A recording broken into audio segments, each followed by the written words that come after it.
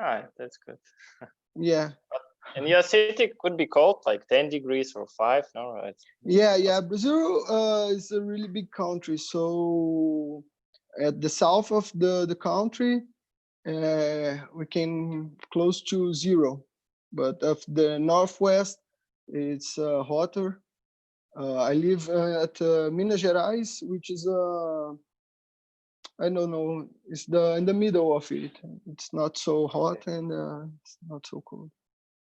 So I think we can start. I'm sorry if I will be a bit interrupted because now I will, when we start our conversation, I will put the link from YouTube on my Instagram. Just people who are interested, they could watch online. Okay, no problem. So, first of all, thank you so much to you that you accepted my invitation to be the first international guest, the first guest in English. It's a big pleasure for me because, you know, I started my project in May, in the end of May, and 7 editions that was in Russian. And it was really challenging to find somebody who could speak in English. And I asked everybody, you know, all the players, my staff, personnel, and journalists, and finally, so I found you and you accepted the invitation. It's really great, and it's my pleasure. And thank you very much for. Yeah, you can. Yeah, thank you very much for the invitation. For me, it's such an honor to speak with you. We are so far from each other, but we live in similar positions on football. Yes. And now I was thinking about it before we started. Then you live in a country so different from mine, and we work kind the same, you know. Yes. So that is the power of the football. You know? Yes. So I have many questions. Usually I have 4 different blocks, like 4 big topics. But as you asked me to try to finish in 1 hour, I tried to be maybe shorter. First part will be talking about your work, about football in Brazil, about your everyday routine. And then we go to the questions from my subscribers, and these questions are about Brazilian football and maybe some specific questions. And in the end, we have a quiz, and it will be like 5-10 minutes, short questions, short answers. And the final, I will ask you to, let's say, to suggest me a new guest from maybe from Latin America or from any other countries, doesn't matter, who could be my next guest, because I hope that it will be not the last one edition with the English speaking people. And actually I wanted to all the people who are watching now this video, I want maybe excuse because my English is not perfect, and Bruno is also not the native speaker in English, and if we have some mistakes, we are sorry. But I think that the main idea of this project is just to showcase new people and to show their lives and how they live. So it's not about the language barriers maybe we would have. But I know some Portuguese actually. Okay, Bruno, the first question is, as you said, about the power of football. And I always was curious. I was in Sao Paulo, I was in Rio, and I saw that, you know, before World Cup, I don't remember, 1954 or 56, when young Pelé was the main star and Brazil won the first World Cup in history. Like for the whole other world, Brazil was not a football country at all. And maybe you, like the guy from Brazil, from inside, could say when Brazil really became a football country, and why people love football so much in Brazil, in your opinion? I think that the history of the football in Brazil is kind of the history of the immigration in Brazil. I think some time ago, I can't say precisely when, but when the people from England, from other parts of Europe, they came with the idea in Brazil. It's the football, like in a lot of countries, it started as the high classes, it's the sport of high classes. But with the immigrant ones starting to play and it spread all over the society, and I don't know. It's a hard question to say why Brazilian love so much football. How you feel it? But how you feel it, maybe, because there is no right or wrong answer. I think it's. Yeah.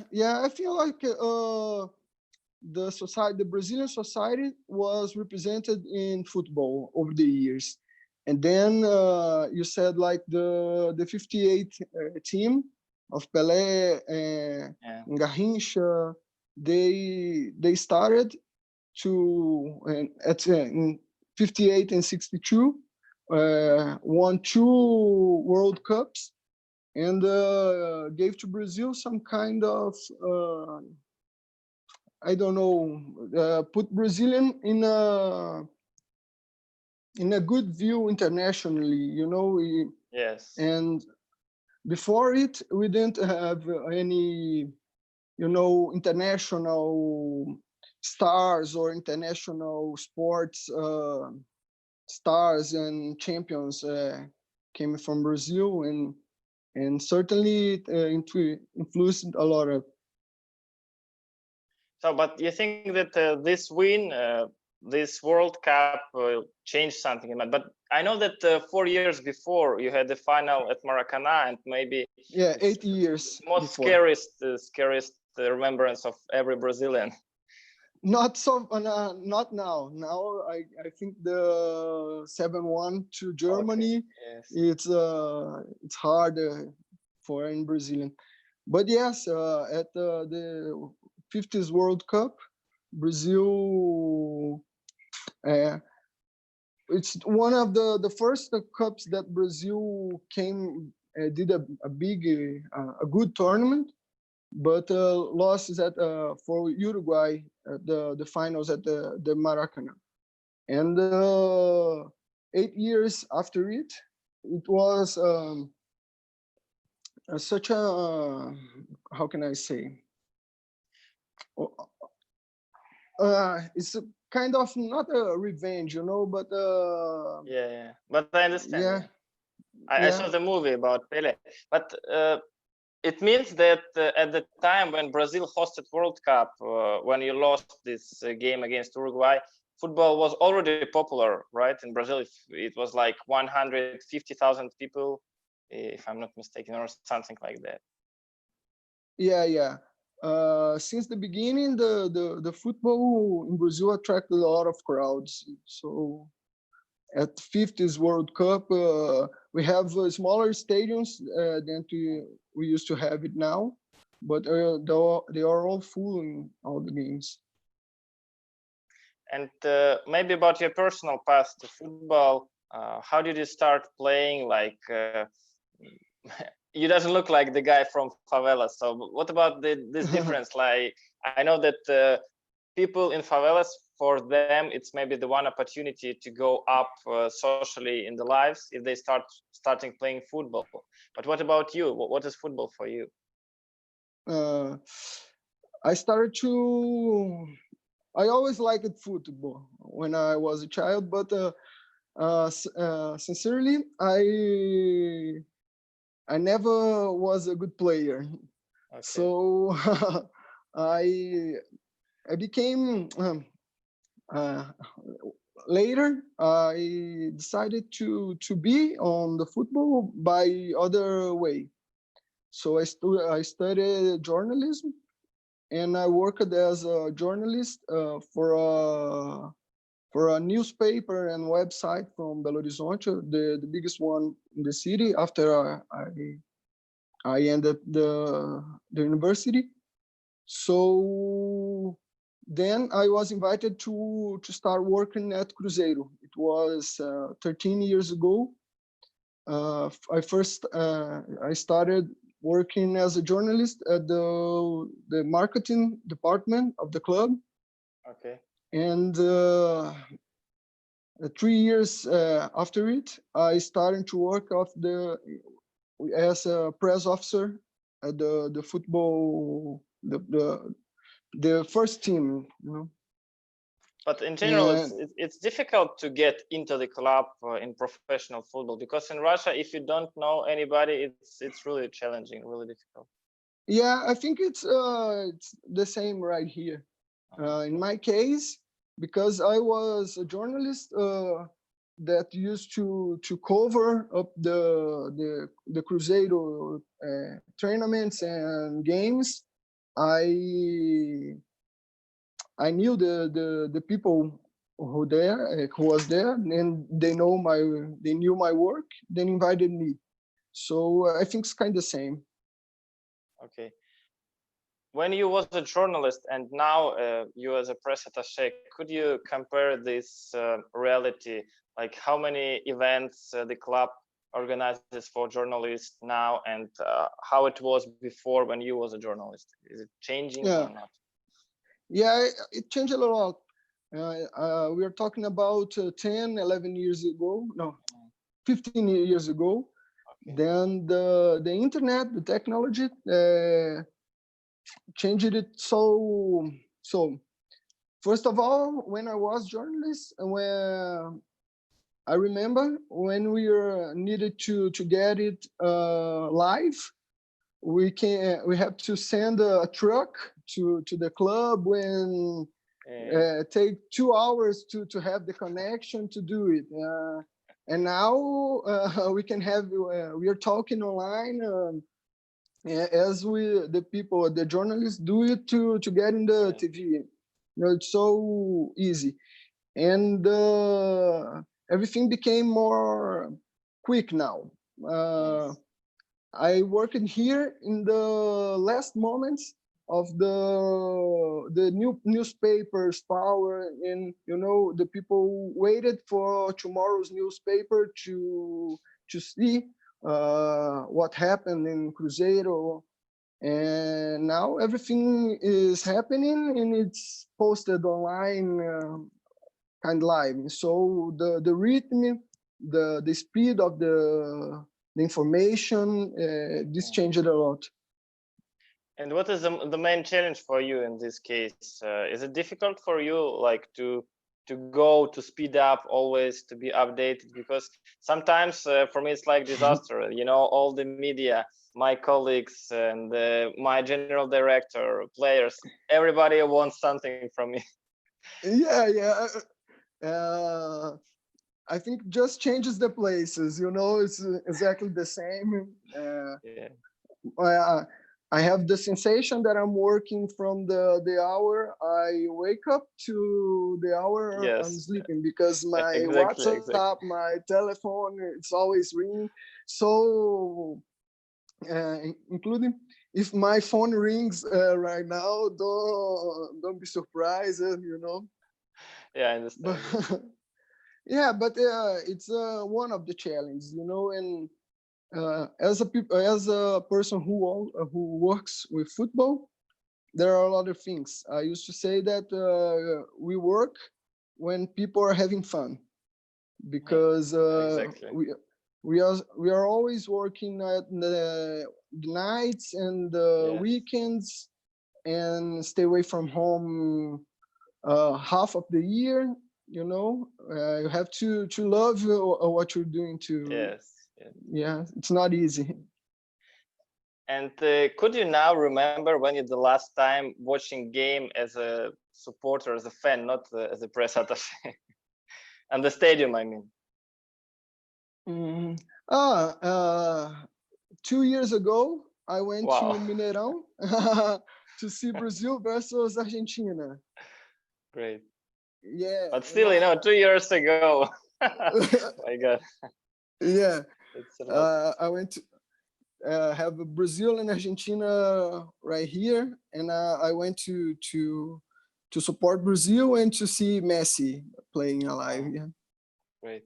But your professional background doesn't disturb you to watch? Maybe you were watching the journalists, how photographers are working, or something else, like from your press attaché life, or you were watching football focused, and that's all. At Brazil and Argentina that I went? Yeah, yes. No, I went with my family, and I bought the tickets. The last time that I went to see football with that I wasn't working, it was that opportunity.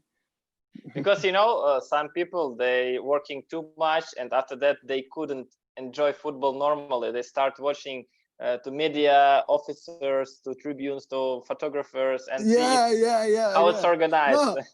No, so now I understand. Now I many times at the game I was talking to my wife. Oh, see, the photographer is doing it right here. Yeah, great.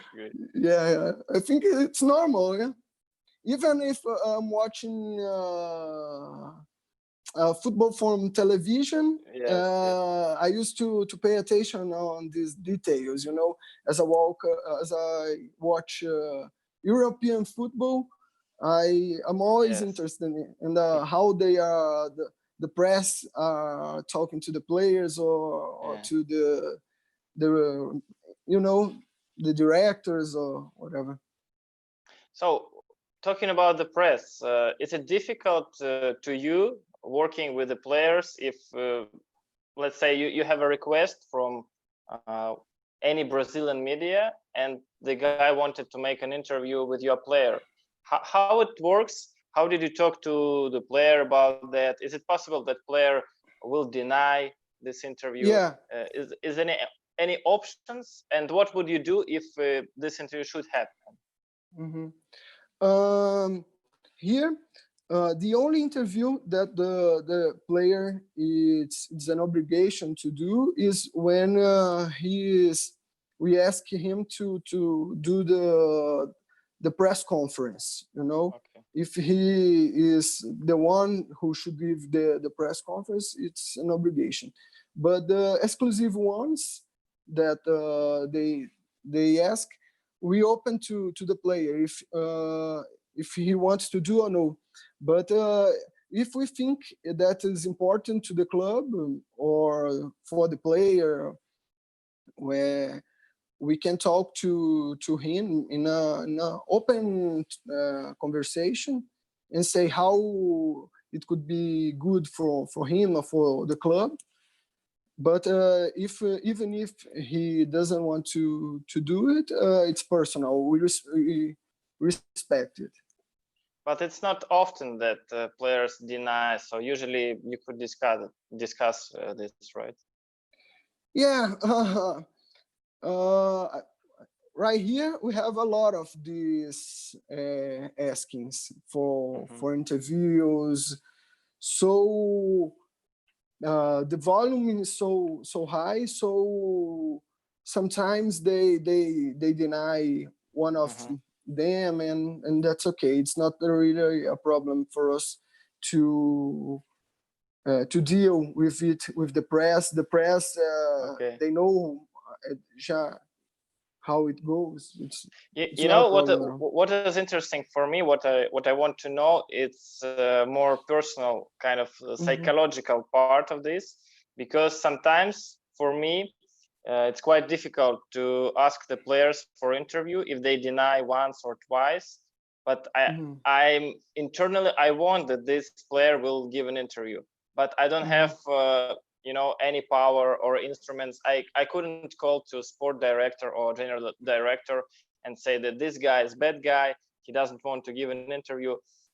Maybe sometimes in my club I'm working more on personal relations. I say like, come on man, please do this interview. Is it something similar in your club, or you have other tricks, let's say? No, it's kind of similar. Like I said, we talk in an open conversation and try to convince him as I'm talking. But I only call it the sports director if it's kind of something dangerous for the club or something really, really important that he should give the interview. and he's not. He's still denying. So this time I called the sports director and asked, but it's I don't really remember of the last time that I have to ask it. Yeah, that's good. And maybe now, as you said about the social media and the importance of information, how quick it's going, do you have any special paper, kind of, I don't know, kind of constitution of your team, like what the players could do on social media, how you regulate that? Do you talk to them personally, or the coach, or sport director, or anybody else? No, we don't have the paper, but we always are talking with the not only the players, but all the people of the staff and the around the players, then the DT, you know. We are always talking with them, and sometimes I have an kind of direct messages to all the players, and sometimes I send some message to let's not but it's in a circumstance to not put some things, and yes. you know, just like a daily work, né? Where you always have to be to see what they are posting, and you know, Maybe you know know that if I make myself clear. You know, in Krasnodar playing some Brazilian players, Ari, maybe it's the most famous. Maybe you know him From in Krasnodar. Ari. Ari? Yes. No, don't. Yeah, but it's not the most important thing in this question. And it was a situation when during quarantine, he and his friends made kind of party, and they made live stream on Instagram, and it was immediately in all the media. Then of course it was deleted, but you know, it's always a lot of attention, and people discuss it. Did you have something like that, maybe in this quarantine time, some provocation or some, let's say, inappropriate behavior, behavior, let's say, like that? No, in Cruzeiro, we didn't have this problem this time. All the players, they are very careful about each others and their families, and fortunately we didn't have any case of this in Cruzeiro, including the guys that caught the coronavirus. They are all at home. It was bad luck. Okay. But actually, what about your championship? It will start soon. What about the measures? Like, do you have all this stuff more or less like in Germany, if you watch the games they had, or it's not clear at the moment how the Brazilian championship will go? This week have decided that the Brazilian championship we started at 7th of August, and here in Brazil we have a local tournament. It's from the state, and that will be 4 matches for us, starting from 26th of July. So we are getting closer to it after 2.5 months of paralyzation and 1.5 months of tournament. But what about regulations? Did you see the medical regulations you need to implement before this matches, like in training process, maybe wearing masks and yeah. We are all wearing masks all the time at the club. We do weekly tests for coronavirus, and we are not eating at the club. We are not getting closer to each other. Always cleaning up our hands and the stuff like that. By now we are only in this part. From the part of the game, I think they are deciding the last details right now, including the press part. I was curious about it in Russia. How are you doing it after the games to do the interviews? How is it going? Maybe we can talk more a bit later, but to be short, we don't have mixed zone and we make press conferences in Zoom like we are talking now with you. It's more or less the same. Journalists, I'm asking them to send applications and then I give the link and then they log in and it's like classical press conference. But you know, from club to the club, it's a bit different. Maybe like after this live stream, we can talk more about that when you have time. So I will tell you more. So also when I called you like 2 days ago, yes, you told me about press conferences, that you had everyday press conferences in Brazil before quarantine. How's it possible? Yeah. And what you're talking about with the journalists, it's you know, it's crazy for me. I can't imagine. Yeah. Sometimes it's crazy for me as well, but but it works here in Brazil as always. Now, as I said to you, it's changing a little bit. It's but every day the press goes to our center of tournaments and stays over there like half an hour or the full training session. It depends. And every day, one player talk to the press in a press conference, and we don't have. But is it obligatory from the league, or it's no? Like... No, it's club a club. Oh, really? Yeah. Only at Libertadores, which is kind of a Champions League of South America. Yes, I know. Yeah. That we have the obligation that the day before the match, we should have a press conference with the captain and something like that. But it's kind of cultural. Maybe you could explain like your normal day before this quarantine, how it works, because it means that today you have press conference and you need to accept the invitations for tomorrow, or you need to invite the new journalists. Are they coming like every day, like they going to work? How it works? Just maybe you can briefly explain. It's kind of they go there like they're going to work, you know. Great. But always the same people or different? Yeah, always the same people. Changes just the TV journalists, but the radio, the internet, they're always the same. That goes there and stays there. Like they are specialists on Cruzeiro. You know, there are some 15 people that works. Just amazing. to write about Cruzeiro, to say about Cruzeiro, you know. But it's really like every day, weekends, every weekday. No, from Monday to Friday. Okay. And depends if like real work. But if we have a game at Wednesday or Thursday, in match day, they don't get in.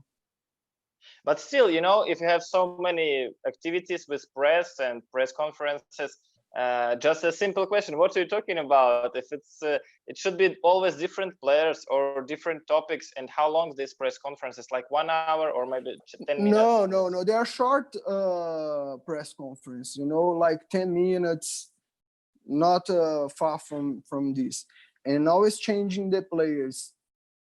Or other people of the club, you know. Sometimes we have to take the medical person to the doctor to talk to the press. Sometimes the director of sports. Sometimes, you know, we are always changing the character of it. And what about Yeah, sorry. What about the presentation of new players? Do you have special kind of presentation when a new player comes to your club, when you sign a new player? Mm-hmm. We used to do our own material first of all, of photos and videos and interviews, and after we posted all of the stuff that we did. We did a special interview at the when the sports director gave the player the t-shirt. They made photos from the press and do an interview. Okay. Not just when our big stars or big players and the marketing wants to do something different, but it's kind of unique. And you also have press conference after that, right? No. No, really? No. Okay. So just presentation. The press conference with the player, yes. With the player, yes. Yeah, yes. Okay, great. Yeah, we don't have much time. Maybe what is also interesting for me, we have a lot of Brazilian players in Europe and in Russia also. So it's clear maybe they could get more money here. But what about European players in Brazil, especially in your club for all the time you working in Cruzeiro? Did you meet any European players, and why they came to Brazil if they came? No, it's not so usual in here. Okay. I can't remember of any European player in Cruzeiro. A lot of South American players from Colombia, Argentina, Bolivia. I remember, but from Europe, not. Don't remember. Even in Brazil, it's not so common. We have the case of Seedorf, who played at Botafogo, and Deco, which was born in Brazil and became Portuguese, played at Fluminense. Mm-hmm. Just these few cases. It's not so common. Okay, clear. So talking about the last season, I read that it was quite a difficult situation when you relegated to the second division, and it was something, let's say, dangerous in your stadium with the fans. Maybe we will not talk about this situation, but about your reaction as press officer. Like, how did you react when all that happened, and how did you work with the press after this incident? Yeah, last year certainly was the worst year of the history in 99 years of Cruzeiro, because the relegation is kind of a consequence of everything that happened to the club and the last years. It was the first time, right, in the history? Yeah. What was the first time? There are a lot of things going wrong in the club, like behind the scenes, and a lot of things that didn't happen at the pitch, and those things are mixed on the importance of when happened the relegation. It's quite of like everything that was wrong in the club showed up with the last months and end up with the relegation. But what could you tell about this situation? Because I don't know about Brazilian media, I didn't read it, but at least in Wikipedia it said that it was dangerous for the fans, and maybe local journalists, they wrote a lot about because that. In the last game against Palmeiras, the crowd went wild, because of the relegation, the first of our history, and unfortunately made a lot of damage to the stadium and sent the chairs to the field. And because of it, in this season, after after the coronavirus and we have crowds on the stadiums, we'll have to stay more 5 matches with no crowd. Okay. But I mean, talking about this news to journalists, maybe it was some journalists who wanted to blame you as a club, and they were writing some negative articles, negative news about the club. How did you come up to work with these journalists and try to make positive for the club? In this case, especially on this case, we showed up that the club made all the security resources to have the match, you know, and everything that that was on the responsibility of the club was made, and the work was to show this. Yeah, the club did the things that it has to be done, and but all went out of control, you know. So, but it was not a big gossip or I don't know discussion about this. It was like no, because the how can I say? Actually, it appeared a lot of the media, all the situation that happened. Yeah. But for lucky, we didn't have in the press any more serious case, you know. Okay. Just they are all frightened, as I was, and everyone that were at the stadium were, you know. Okay. But in next days or next press conferences, journalists didn't try to ask always about the situation, or it was like forgotten. Yeah, it went because it was the last game of the season, so we didn't have any press conference till this year, you know. Okay. And after it became for our latest president went out after our relegation, so okay. It was just one of the hard teams that the press was okay. Writing about or talking about Cruzeiro. Okay, so then let's finish with this story. I wanted to ask you about the work of your department. Also, when I called you, you told me some important things, and now I want to ask you about the people. You said that it's like 3 people for video, 3 people for social media. How you share responsibilities, and what is your role as press attaché in the club? Yeah, I work as the press officer of the Department of Sports. So we have the women that plays and then I have like an assistant that helps me with the woman, and one that helps me with the young clubs, the under 18 and the 17. And I work more with the first team.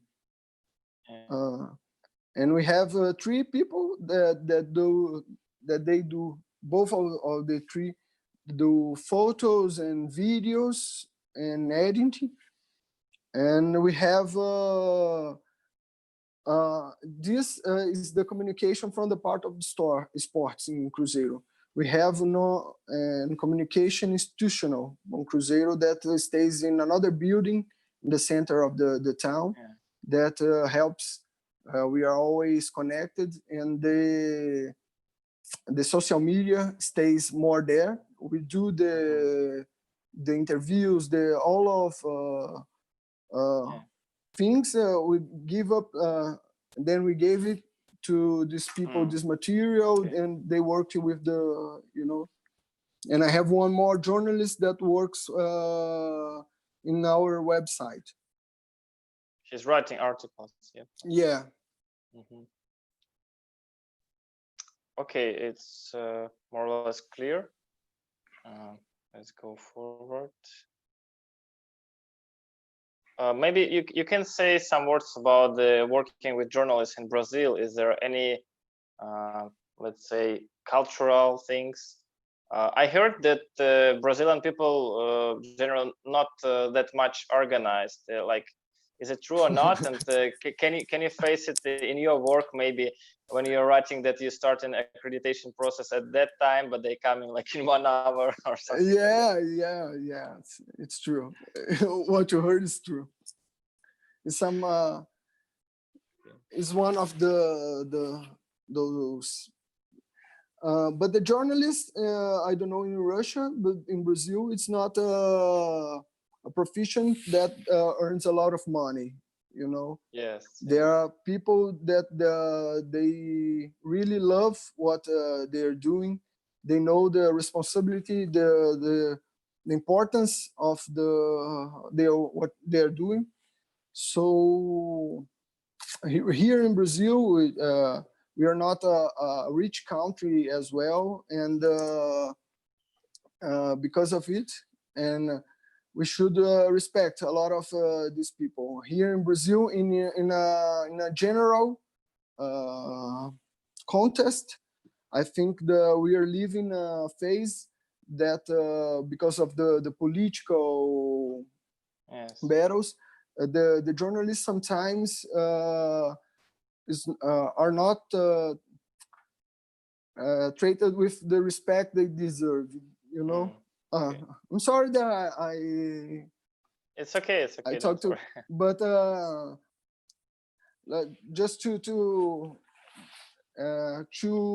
reinforce it, you know, the journalists, the people who start to work with journalists, if they intend to get rich, I think he made a bad decision.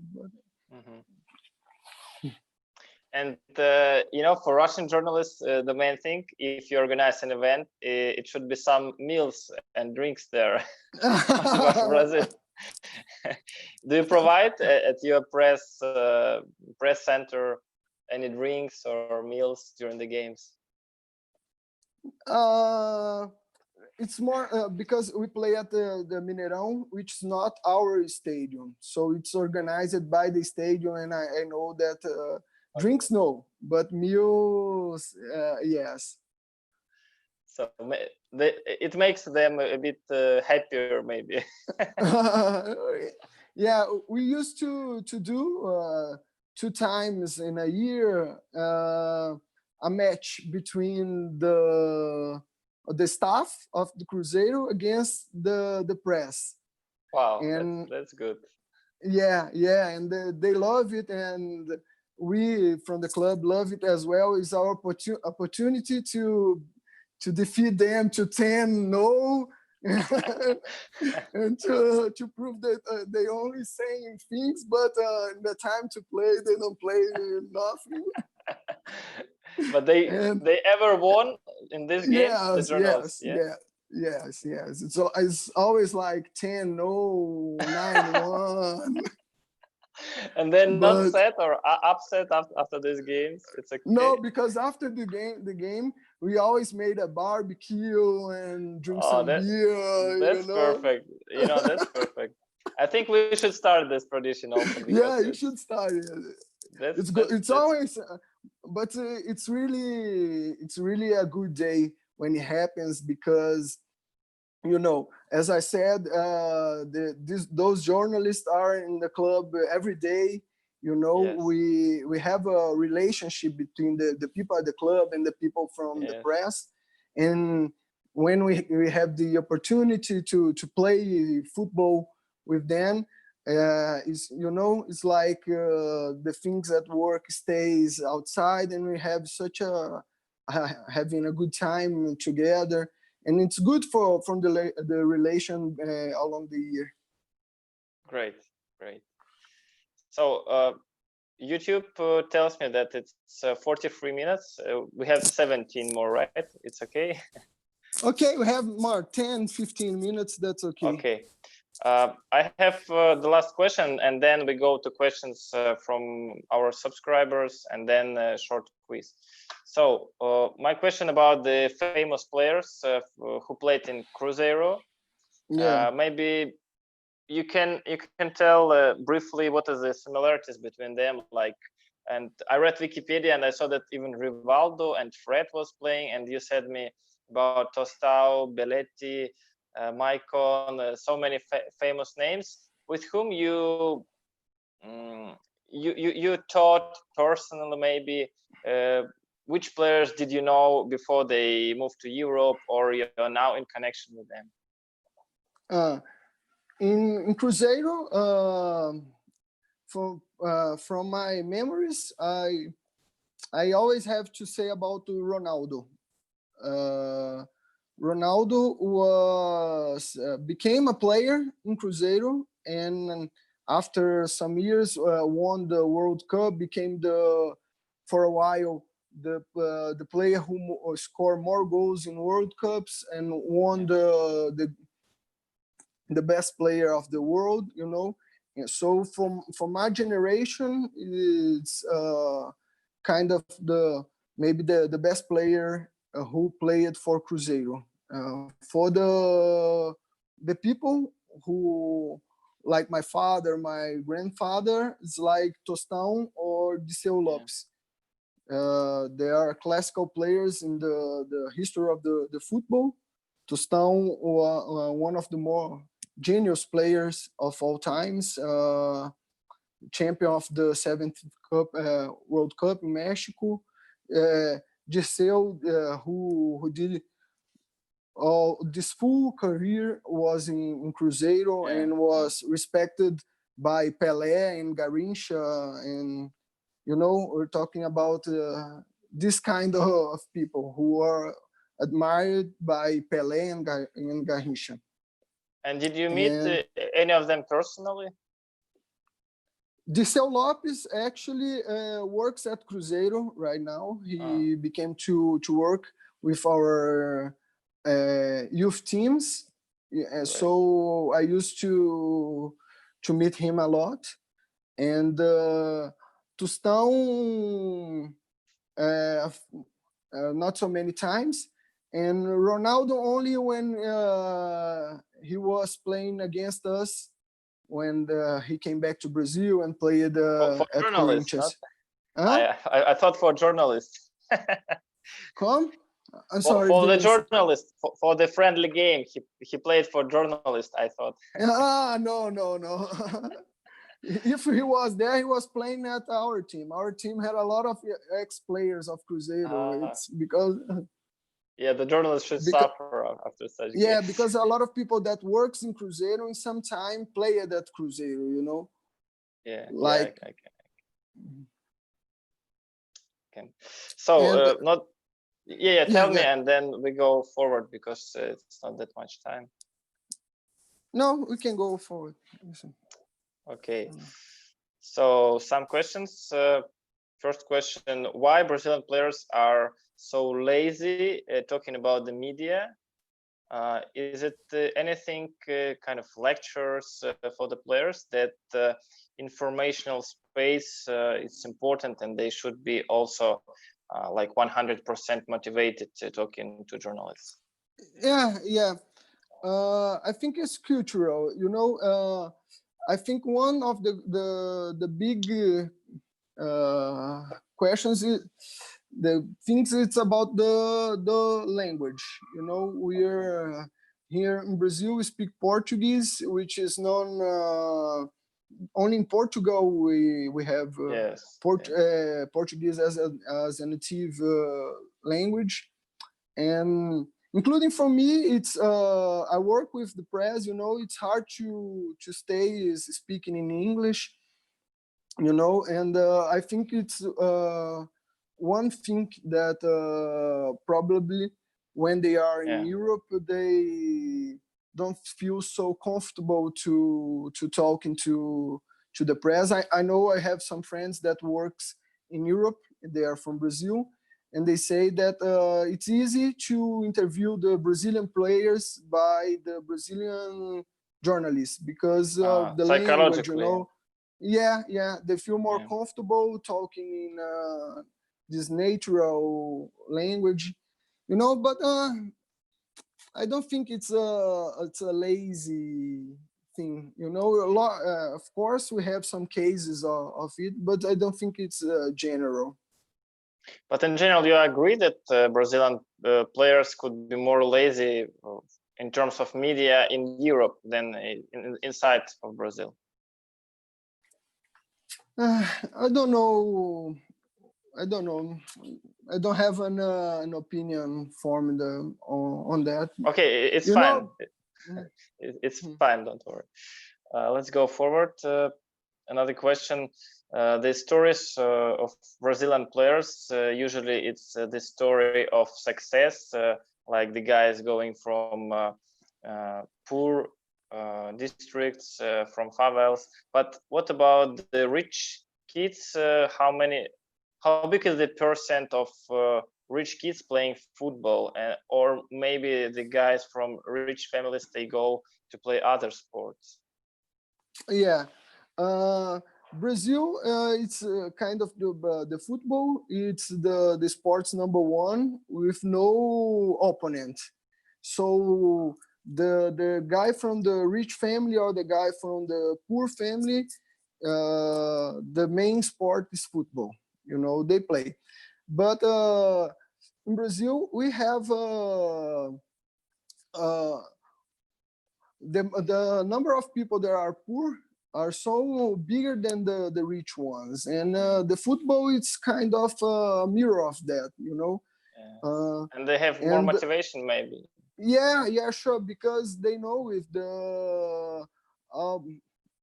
a lot of players came from really simple lives, and they see the football as an opportunity to give a better life from their family and to himself, you know, to So they're fighting not only for themselves but for the families and for relatives. Certainly. Okay, go on. The guy from Kazakhstan asking that it was a program of partnership between Brazil and Kazakhstan, and like 3 times Kazakhstanian kids traveled to Brazil, how to play football. And did you know anything about this program, and what do you think about this? They went to Cruzeiro. Seriously? Wow. We have some Kazakhstanian in Cruzeiro. We have this program of the world, like internship or exchange. Yeah, the kids came here, training in our center of tournaments, playing our tournaments, local tournaments, train every day with the Cruzeiro under 15, under 14. I think they are smaller. But I remember those Kazakhstanian was in Cruzeiro. I don't think, maybe more than one time. Okay, I think it's good. Yeah, sure. As we used to play tournaments outside Brazil, I think it's a good way to learn different things from different cultures and different things about football. And you know, it's I think it's a good thing, not only because of the football, but as a society as well. Okay. So now there is like 3 questions. Try to answer shortly, because we don't have much time. How the Brazilian players invent nicknames for them? You know, this like Wagner Love and the others, Kaká. Like how it works? It's cultural. As in Brazil, we always have this, like Pelé, Garrincha. You know, Pelé is called Edson Nascimento. You know, it's a culture from Brazil from always.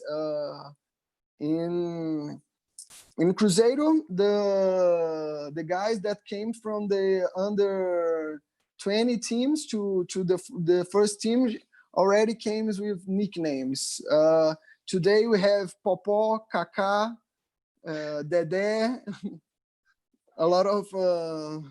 But let's say outside of football, you could use these nicknames for people like, I don't know, for kids on the streets or for your friends. Yeah. I know the name in the Brazilian football. I think more.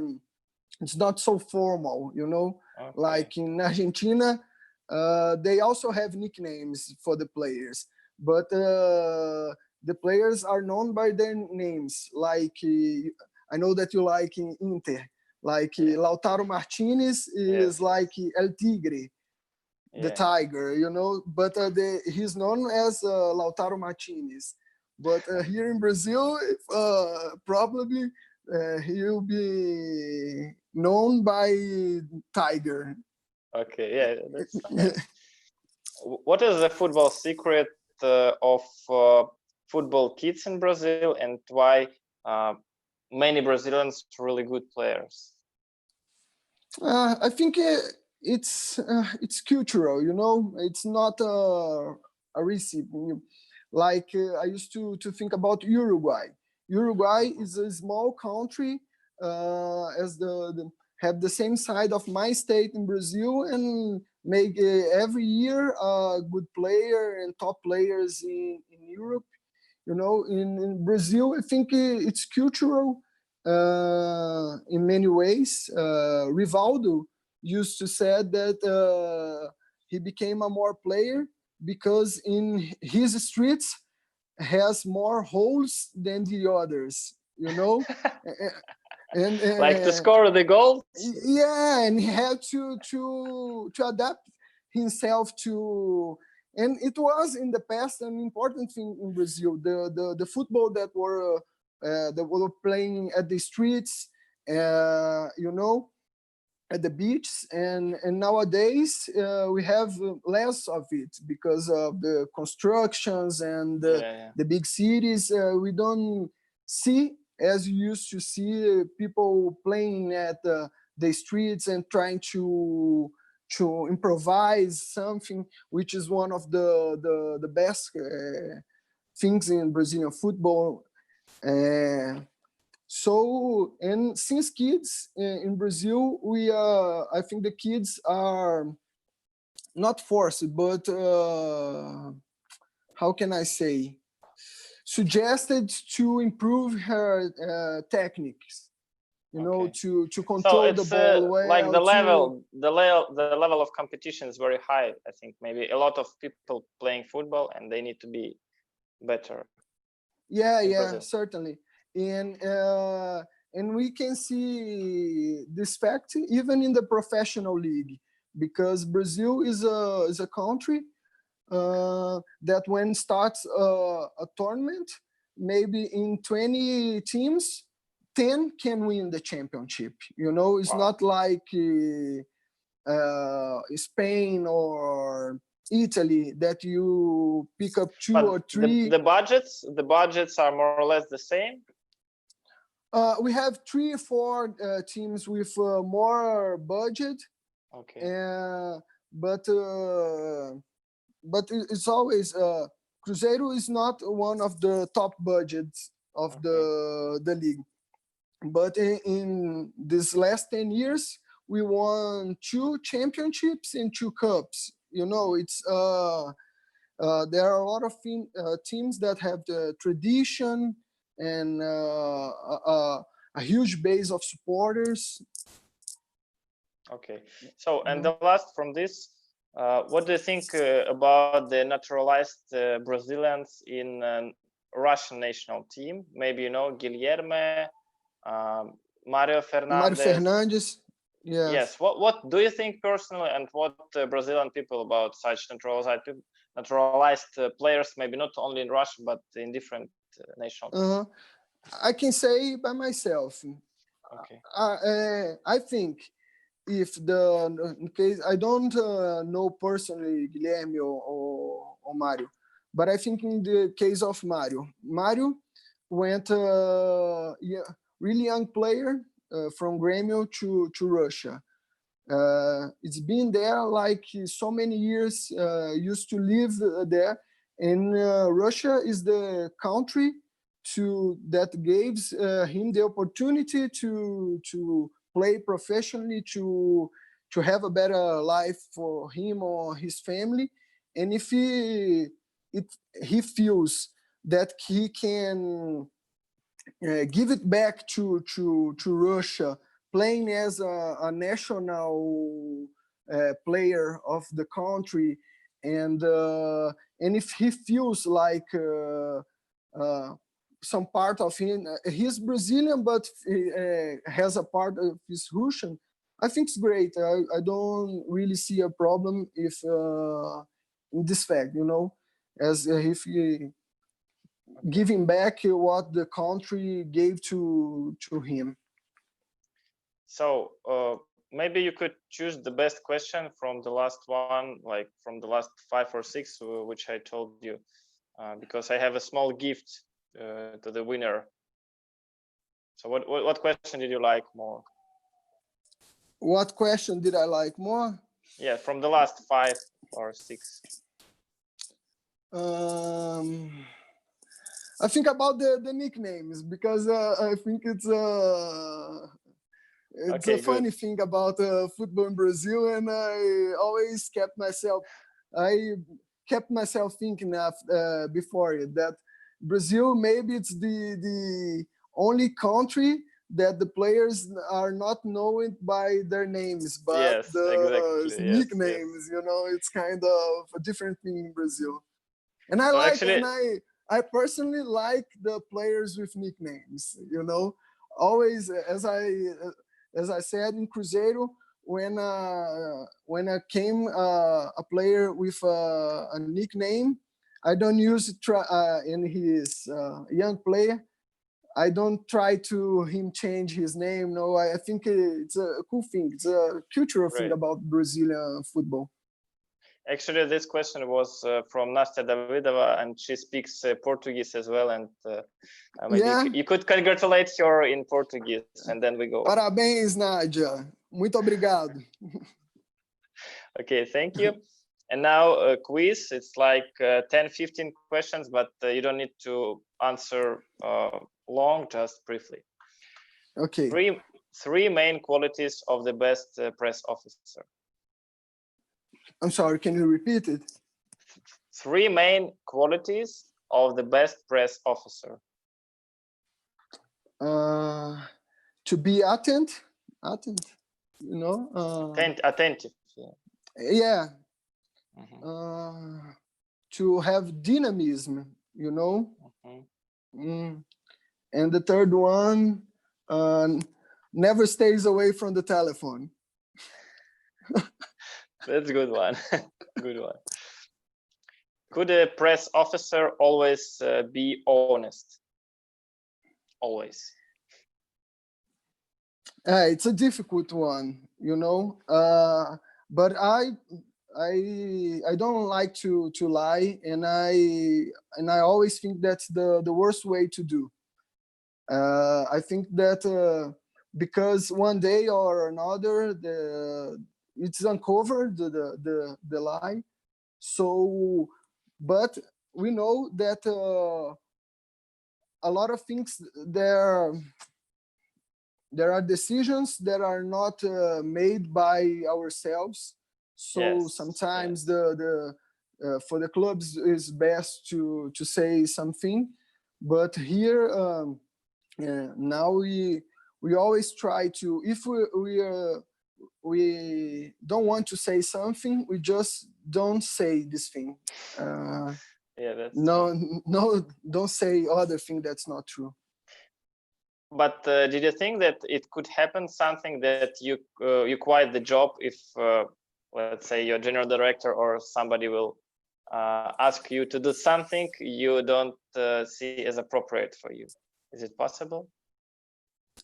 I'm talking hypothetical, because of course. in those years I didn't have this one thing like this. But in my case, I always try to solve it by the conversation, showing how bad can a lie be for the club. It's best to say the truth by our perspective, but the lie, it's never a way, I think. The day when you were happy at work. I'm sorry? The day when you were happy at work. Every day I go happy to work, but when we have a big game and the Mineirão is crowded and the Cruzeiro won, that's a good day of work. When a Latin American team again wins a World Cup, so since 2002 we didn't see it. Yeah, I don't know how to. Argentina came closer in 14 here in Brazil, but I think that I don't see it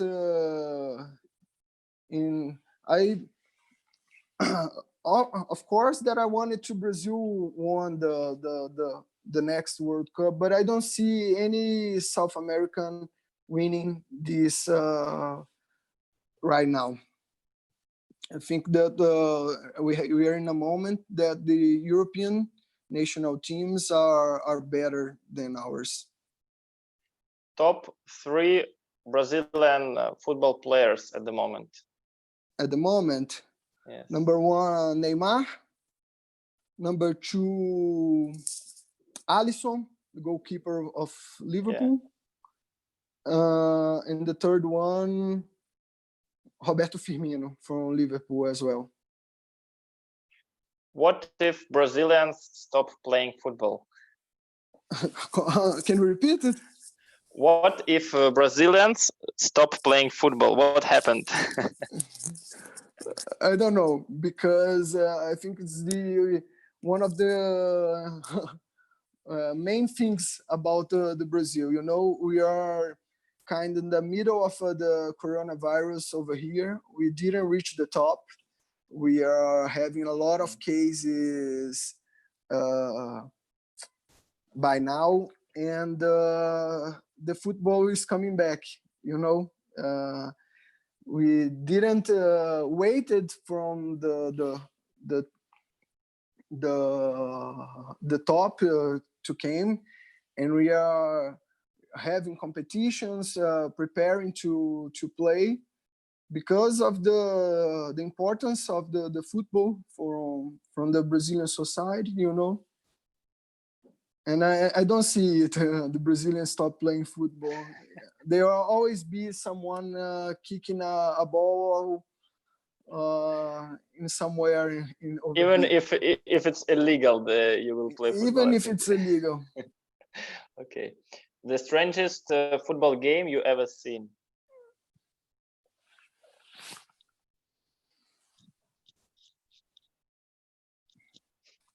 Strangest. Yeah, maybe the result or something happened on the pitch. I don't know. They stranded the 7-1 to Brazil and Germany. But did you watch till the end this game or not? No, this game was in Belo Horizonte, in Mineirão, the estádio that Cruzeiro used to play. But I wasn't at the stadium, but I was at home with some friends watching it. But it happened 10 kilometers from where I was. And did you watch until the end? No? Yeah, until the end. Oof. Did you cry? No. No. Crazy. So it was a question about your main football regret, but I think it's the answer also.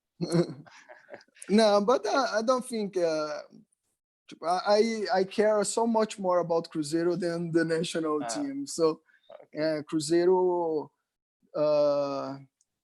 last year, as I said, was a really difficult year to Cruzeiro, and I think the whole year of 2019, I put it on the things to forget. or to remember to not do the same thing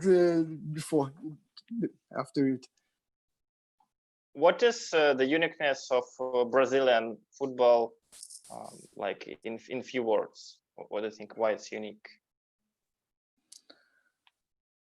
I think the possibility of always being creating something new. You know, the technique and the improvisation. I think so. You can see that in Brazil for so many years we are doing a lot of players, good players, from technical stuff and not so tactical, not so strong. You know, I think the possibility of improvisation and the technique are the best things in Brazilian players. The most stressed situation you had at work, the most stressful? Yeah, I think it was as the game that you saw against Palmeiras that became a really confusion at the crowd and the relegation of the club. Certainly. What is the secret of Ronaldo? The secret of Ronaldo? Yes. You have to ask him. It's a good answer. It's secret. So I asked you before, but maybe now you could answer. What is why football is so popular in Brazil? It's cultural. It's part of the Brazilian culture. You know, over the years, as I said before, the football is a mirror of Brazilian society. Wow, that's perfectly said. And the last two, a press attaché always goes with a cell phone. Yeah, and a charger. Yeah, that's good. That makes sense. And your job is for you? It's an opportunity and a responsibility.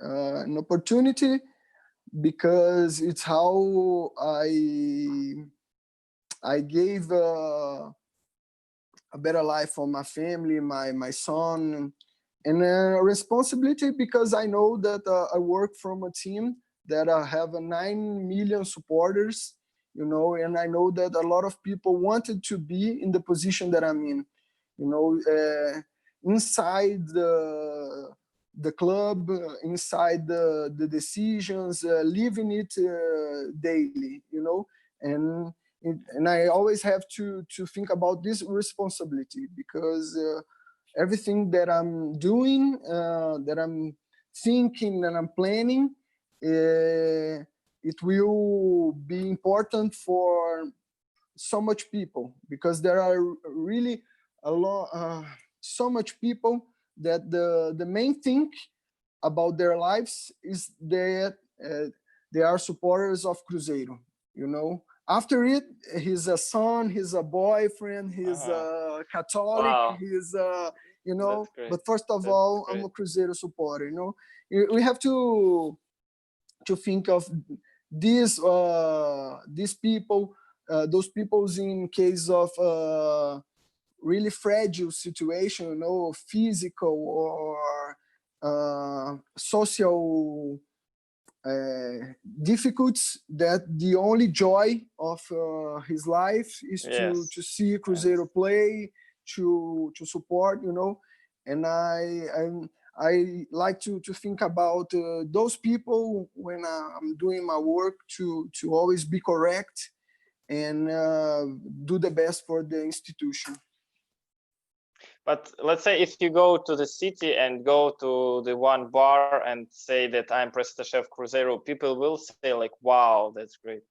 or how they? They will ask proceed? me about some all the night about to give him details about the players. You know, Okay. you like Fabio. It's our goalkeeper for the last 15 years. Is Fabio a cool guy? What kind of music Leo's like? You know. Okay. Okay. They That's are good. curious about being with the players. You know, they used to see on the television, and I think it's normal. You know, when people ask me, obviously I don't give details about those players, though, but I think it's natural when they are curious about it. I understand. So thank you for this time. Thank you for the interview. And in the end, as usually, I ask people to suggest a new press attaché who could be my next guest. So it could be anybody from Brazil or from Latin America. So whoever you want. First of all, thank you very much for your invitation. As I said at the beginning, it's so important for me to think that we are so far away. You're in other societies or other cultures, talking about the same things that we do at work. You know, it was such an honor for me. I apologize for my bad English, but I think we could understand each other. Yeah, sure. So there are a lot of friends of mine in the Brazilian clubs. I don't know. I am afraid to make the disappointment because I don't know if they can speak English. Russian, I know that they don't speak. I could speak German also, but I'm not sure that they could. So it's hard to say one, but I will pass through you after it some suggestions and maybe and help you to reach them to do this conversation. Okay. Perfect. Maybe somebody from Argentina or Uruguay. Yeah. I know some from Argentina, but I don't. That's the case. I don't know if they speak English. Okay. So thank you anyway, and good job. We didn't say to our viewers that it's 6 hours difference, and now it's like the middle of the day in Brazil. That's why you have to work. Yeah. My telephone is on fire. Okay. Thank you very much, Alex. Bye-bye. Bye-bye, Bruno. Bye.